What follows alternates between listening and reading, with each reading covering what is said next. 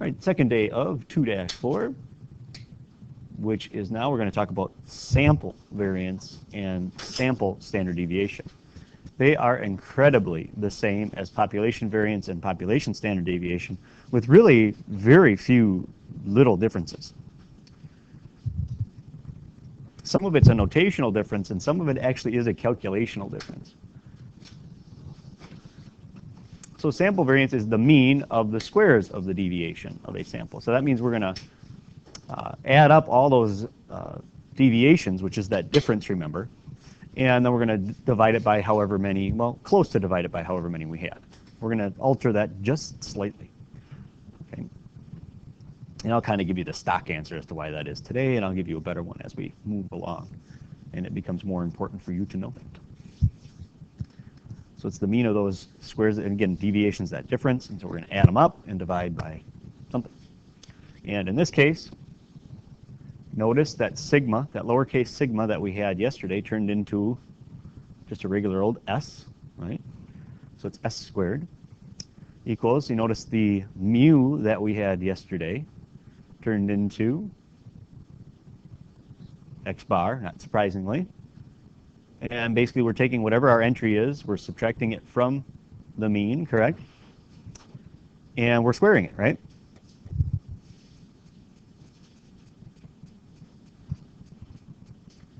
Well, what's different? Pretty much that's all we've done so far is just switch letters and x bar and mu, right? But now we're dividing by n minus 1, and it's a lowercase n because it's a sample.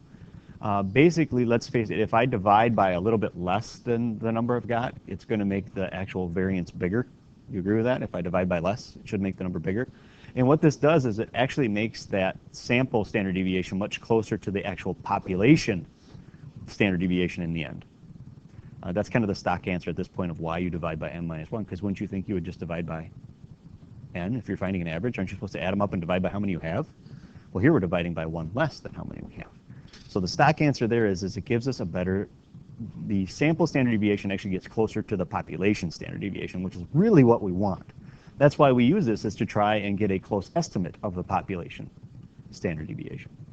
But we don't have the population, so we can't. So we use the sample. Okay? And so that's probably your biggest difference there, is you divide by n minus 1 instead. And remember, once you get variance, standard deviation is actually quite simple. Because really what's happened here is you've taken all of those numbers, now you're subtracting. So your negatives can happen, right? That's why we square them, because then that gets rid of all negatives, correct? So all those are going to be plus. We're going to divide by n minus 1. But obviously we've squared everything, so these numbers don't mean anything. Again, those units would be inches squared for your height, or money squared. That makes no sense, all right? And so very simply, we're going to take the square root of the sample variance.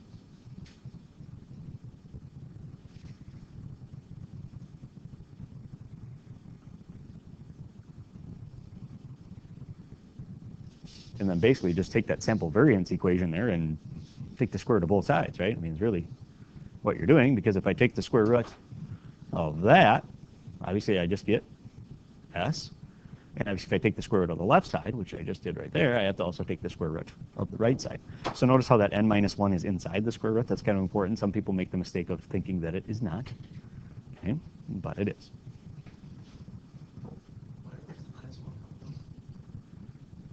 Basically, the minus 1 has been decided over a long period of time that that's going to give us a better estimate of the population standard deviation. Remember, this is just a sample. Maybe if there's 100 million people, you took a sample of 1,000. Is that going to be really accurate? Could be, but it's more accurate if I divide by n minus 1. Because it's one of those things that they knew the population standard deviation, they took a sample, and it was always off the number of people in the sample. Because it's lowercase n. If it was capital N, it'd be the number of people in the population. It makes it closer to the actual answer for the population. And it does it almost every time. That's the stock answer. I'll give you a better one later. All right? Because they actually did that. They knew the answer for population. They took a bunch of samples, and they were always off. But if they divided by n minus 1, it was much closer to the actual answer. Okay? So that, I'd say maybe star that or something. That's a huge difference. And you're going to be using this a lot. So make sure you know it's divided by n minus 1. All right. So those numbers should look familiar to those of you that were with us yesterday.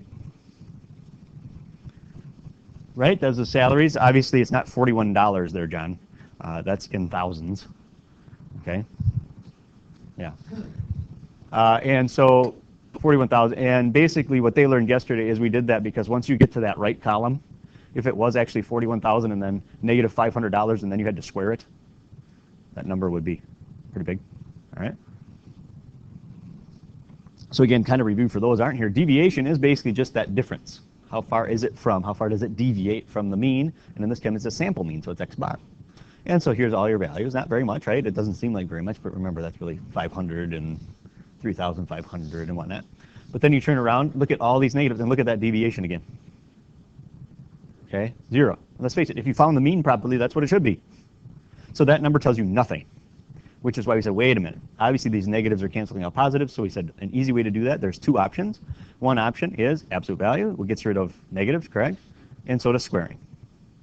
Then what was that reason for not using absolute value again? Right, absolute value. Remember with that median I showed you? You can get multiple answers. Okay, not good. We want 1. And so we went with squaring because we know that's a parabola.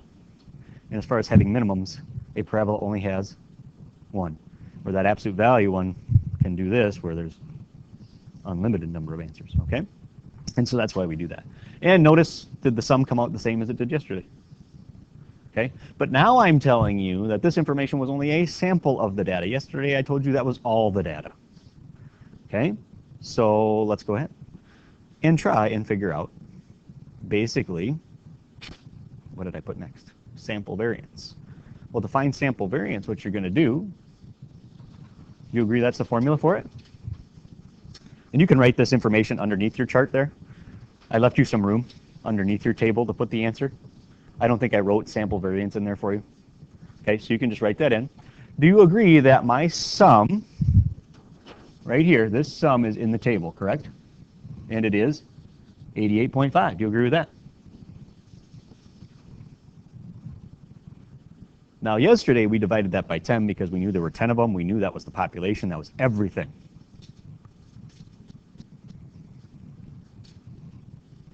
And basically what we're saying today is maybe there's 100 people, not just 10. Maybe there was 100 new starting salaries. Maybe it's a much bigger company. Okay. And how many were there? There were 10 of them, correct? 10, that's n, right? So we basically put a 10 there, and we subtract 1, and we get 9. So we're going to divide by 9 today instead. So we agree that's approximately 9.83. Yes?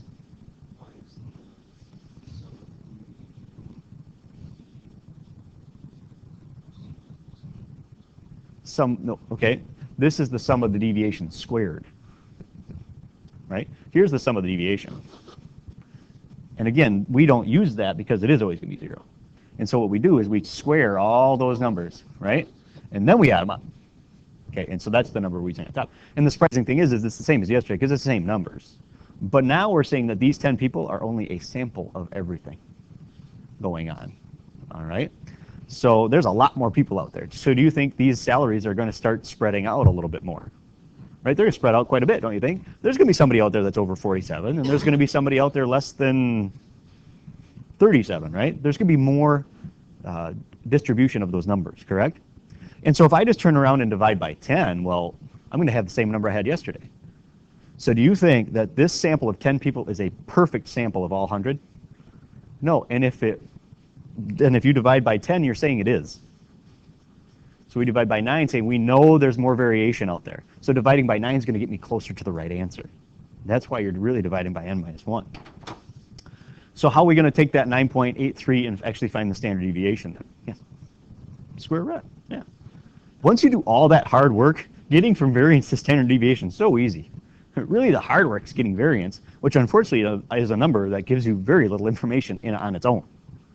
Okay.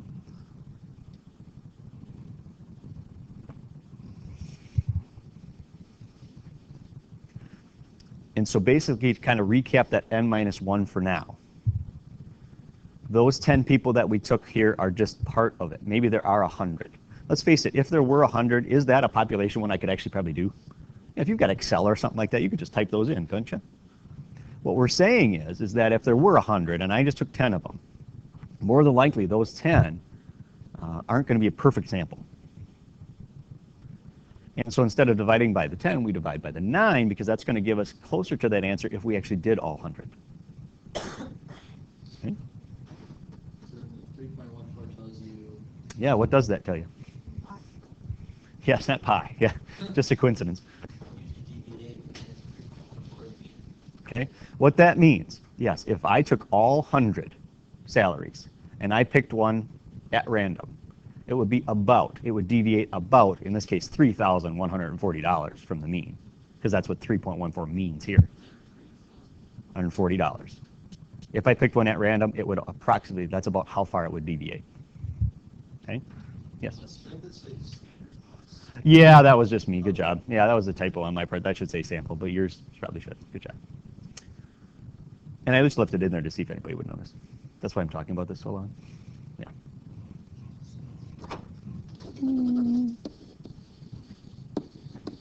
And how could you tell? If I just gave you, say, this, how could you tell it's a sample? There's lots of ways. Yeah, it's n minus 1. It's an S and not the sigma. And, yeah, it's x bar and not mu. All right, there's lots of ways you could have told. Okay. So now that we can finally move on, seeing somebody finally notice that. What does it mean? Okay, it's great. You can calculate it now. Good for you. Your calculator could have calculated that 5 years ago. So in this first one, it's saying x bar, so, and it's an S. So is this a sample or is this a population? Yeah, these are all samples, right? So we're saying x bar is 5 in that first one. You agree with that? If that was the histogram I gave you, would you agree the mean is 5? Seeing all the data values are 5? So if I picked one at random of those data values, how far would it deviate from the mean? It wouldn't at all. Why? Because no matter which one I pick, I'm picking what? Which actually is the... All right, that's pretty tough, huh? All right, now the second one, or the one in the middle there. They're saying that, do you agree once again, though, if you looked at that data and actually found the mean, that it'd be 5? Because that's we called that a symmetric distribution before, right? So if you had to pick it, that's where the mean would be, right, when we did those picture ones. And I'd say the median is also right in there as well. Now, how are they getting 1.2 for a standard deviation? Again, they're saying if I picked one at random. So if I picked one at random, could I actually pick 5? Yeah, I could, right? But I could also pick 7, or I could pick 4, or I could pick any of them, right? They're saying, basically, the standard deviation there would be about 1.2. It's about what you would expect to have happen. Can you believe that? If you would have gotten a standard deviation of 3, they're saying if you pick one, it's going to be 3 away from the mean. Does that make sense? Are there any of them that are 3 away from the mean? No, so would I expect that to happen? No. Now, obviously, if you just had to guess a number, you're going to say, oh, 1.2 right off the top of your head? No, maybe you would have said 1. Is that believable? Because do you have a pretty good chance of picking a 6 or a 4 or a 5? You do, don't you? And those, about 1 away, that makes sense. 7 and 3, yeah, not so much. And so that's why it's closer to 1 than it is to 2. Okay? Again, they actually went and did the calculation on this data and found out it was 1.2. Do you believe that one? Do you, once again, to believe that the mean is 5, even though it's not one of the data values? Isn't it in the middle? Yeah, okay, it is. Okay. Now here's where the median could cause some huge problems, using that as your value. All right? Because remember, median actually kind of has to be in that data set. All right, so if we're at 5, so how far are we here? That's 2, and that's 3. That's 2, and that's 3. Is most of your data, like this one, realize 2 happens 3 times, 8 happens 3 times, 3 and 7 only happen once. So if you picked one at random, do you agree that you're probably going to pick a 2 or an 8? More than not? Okay. So a standard deviation of 3, approximately. Yeah, they're about 3 away from the mean, aren't they? Why don't you try? Why don't you try and figure out notice what they've given you is n. Now, wait, this is capital N and mu. So this is of a population. Yep. Why don't you just, and you're not going to get it perfect. If you do, I'd be amazed on some of these. Well, okay, maybe one of them you should, but go ahead and take a guesstimation of the standard deviation. I'd say there's two of them you should probably get pretty close. One of them, maybe not. They give you the mean, and they give you how many there were, okay, which is n. So try and figure out standard deviation. How much we would expect one value to deviate from the mean. Yes, that's, well, sigma in this case, but yeah. The, like, sideways A kind of thing, yeah. All right, let's take a look. Well, number one, you should probably get that one. Let's, mu 4, the mean, and if I pick just a random value out of there, how far should it deviate from the mean? Well, it shouldn't, because no matter which one I pick, it's going to be 4. And there's 8 choices, right? But I'm going to pick 4 every time, no matter which one I pick. So that's kind of how I make it, is not approximately equal to, it just flat out is 0. Now, if you look at this one, one thing that isn't talked about a lot because it's assumed that you know, when you take square roots, really what's out front? Plus or minus, because we decided that taking the square root of variance would give me standard deviation, right? So it was a formula that was there, and we took so really it's plus minus. So do you agree that in this particular one, if 4 is the middle, that it goes pretty much the same to the right as it does to the left? That's kind of your plus and minus. So this is actually one of them you should have gotten as well. No matter which one I pick, I'm either going to pick a 5 or a 3, right? And they have an equal chance. There's 4 of them, right? So what is this one? There's no need to even really necessarily go for an approximation. It's just flat out 1. Yeah. And when you do standard deviation, though, you just give the positive. It's understood that you could go to the right one or to the left one. All right? It's understood that way. It's both settings. This one kind of has to be approximate. What do you think?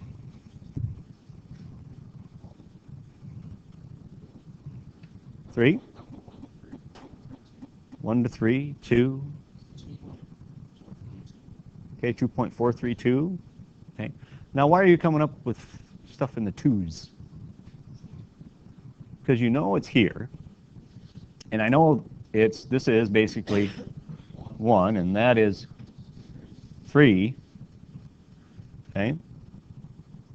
And so because they all kind of have equal chance, I would lean it more towards the middle of 2s somewhere. And I would lean it more probably a little bit lower because you are taking some square roots. Okay, when you take square roots, it kind of cuts stuff off. So yeah, anything 2-ish range is awesome. It's a good guess. Okay, if you want to know for your knowledge, if you actually calculate it, that's what you get. Because some of them have a chance of only being 1 away, and some have a chance of being 3 away. Do you agree? There's basically 4 of them that are 3 away and 4 of them that are 1 away. You agree with that? Okay.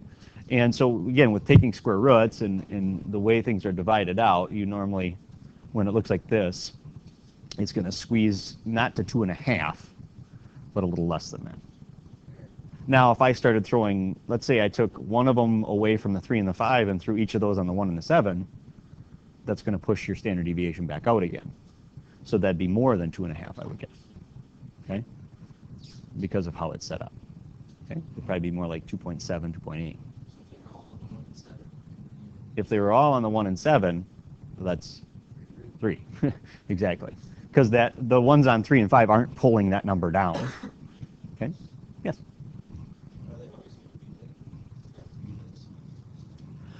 For us to talk about it visually like this, yes, it kind of has to be more symmetric. And what we're going to talk about next is also symmetric. It's just a little bit more complex. It's putting more of those bars in there. All right? And one of your other teacher's favorite. It is the empirical rule is what it's called, which is the 68, 95, 99.7, or sometimes called the bell-shaped curve. And so this is where you have to watch out if you're ever told that if your professor who is math-minded ever asked if you want to have a bell curve for your grades. Because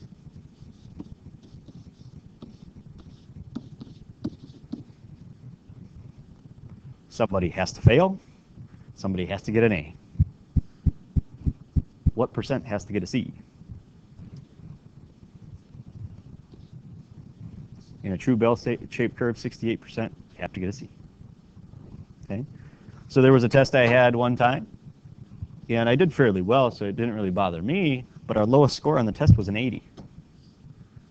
And the professor asked, do you want me to put a bell-shaped curve to it? And everybody thought that was a great idea. Where's the 80% go? Fail. Somebody's got to fail. So the lowest one is always Yeah. In that case, when they do a bell-shaped curve, yeah. Yeah. 68% get a C. So that could have been a 90, and you'd get a C. The curve you're thinking of is more of a bump-up curve. They just give you extra points. So watch out. start so the one person has Mhm. none. Yeah. Because that's how they always say, somebody has to get an A, somebody has to fail. That's how teachers normally do it. And 68% of you are going to get a C. Okay, so watch out. All right? And so basically look at it this way. There's just a bunch of these things in here. And as long as it's close to this symmetric, right? I told you as long as it's close, you can use this is called a normal distribution. Okay? It happens a lot, but not all the time, obviously. If it happened all the time, then stats would be done after we talked about this. All right? But take a look at it. So basically, you can see where the 68, 95, and 99.7 come from. And basically, what's this here is as X bar, right? Which means the mean. This is saying basically plus S, which is standard deviation. And here's minus S. So how much of the data should fall within one standard deviation of the mean? Remember, that means plus or minus. How much should fall within one standard deviation? Again, it doesn't matter which way, but 68%. Okay? And now you start talking two standard deviations, you're talking how much of the data? 95, you start talking 3, and that's normally all the further people go. You're talking 99.7% of the data falls within 3 standard deviations of the mean. So obviously if you're beyond 3 standard deviations, either really good or really bad, depending on your interpretation of the bell-shaped curve. Okay? Okay? Let's use it. Now, I tried to get some of that stuff off this picture, and I didn't have time. But there was more stuff on your picture, and I was able to get it out of there.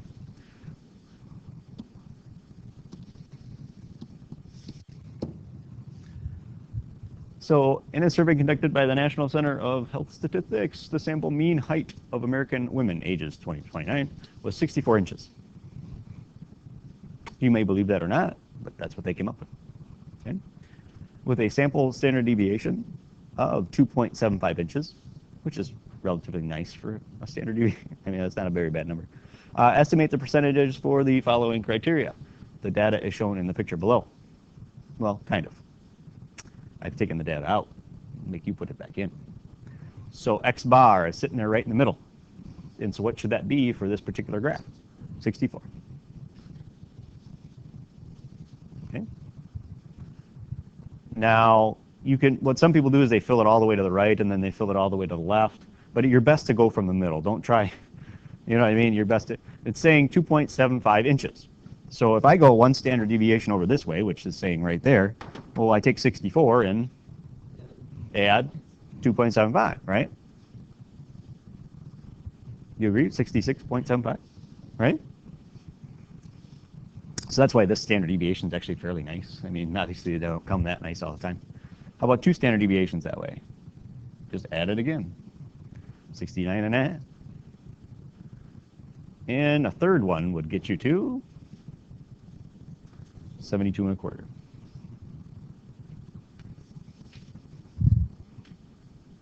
So now what do you got to do to get the other numbers? Yeah, subtract. 61.25.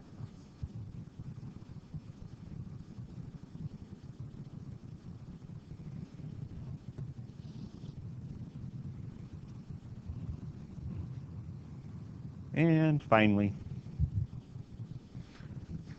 55.75. Okay, so we have a pretty good. We're kind of being told that it was normally distributed. And I want to know the height, and basically this one's kind of done for you. The height between 64 inches and 69 and a half inches. Well, what percentage would you expect? Well, You get 34% for one of them. Now, why is it 34? Because one standard deviation either way is 68, so you cut that in half and it's 34, right?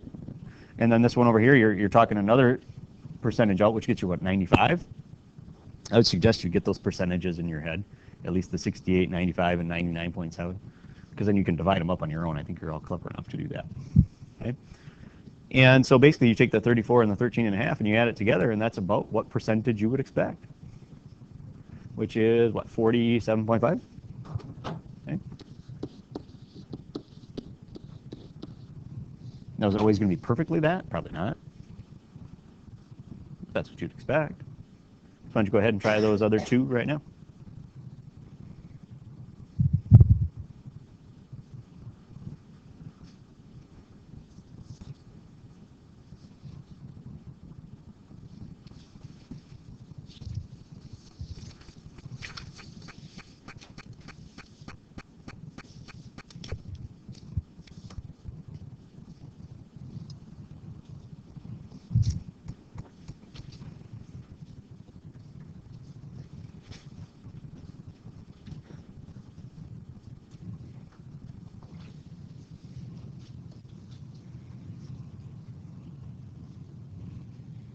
And if you need to, you can always flip that page back and see the other percentages. But again, you might want to put the three main percentages in your head fairly well.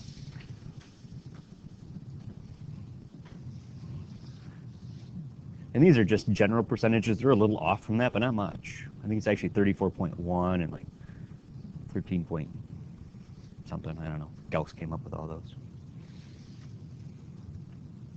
after he did that other math problem for his teacher. So what do you think? Well, 58.85 goes from here, which is, well, that's two standard deviations. That's a little ways out, all the way to 66.75, which is only one to the right. So we know what goes basically in that location right there. 13.5, right? What goes in there? So basically, that's already got 34 in it. So we're talking 68 plus 13.5, basically, is how that rings out, right? What is it? 81.5. Okay. What do you think? Believable?